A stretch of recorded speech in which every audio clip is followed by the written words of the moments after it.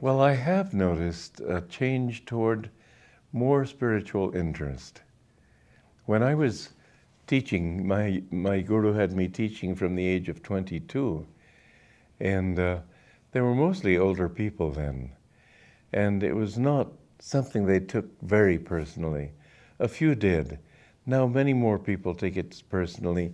Many more young people like you are involved in these things now. And I think that man is also aware, more than people were then, that we're really sitting on a tinderbox. The world can be blown sky high by the technology we've built, and there is so much hard emotions in this world, terrorism and anger and dogmatism and intolerance. These things they're building up to a war. And I think that those people who have kind hearts and don't believe in that, they're all the more interested in bringing God into this world and love and joy. So there's this greater split between darkness and light.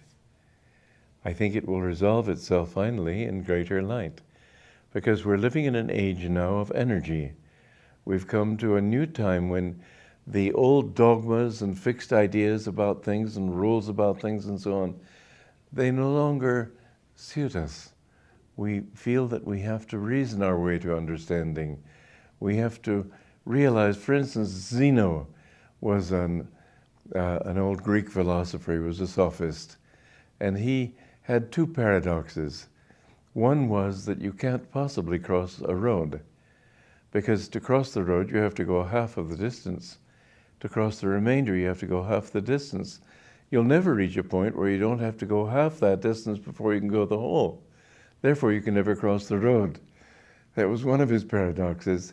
The other was what an arrow in flight can't go anywhere, because at each moment in that flight it's set in particular position.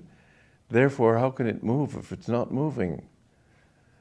And both of those, nowadays people see through it, because they realize that movement is the reality, not the fixed dogma, not the fixed definition, not the fixed position. That was Kali Yuga kind of thinking. That was in the dark age. But nowadays people understand things more in terms of energy. And with energy comes movement. And with movement comes the realization that vibration is true, not fixed realities. So the consciousness of man is changing rapidly. We're moving into an age of energy. We're in it already. And the conflict between the old rigid ways and the new fluid ways is going to explode in some sort of a thing, I think. But in the end, it'll all be toward greater and greater enlightenment.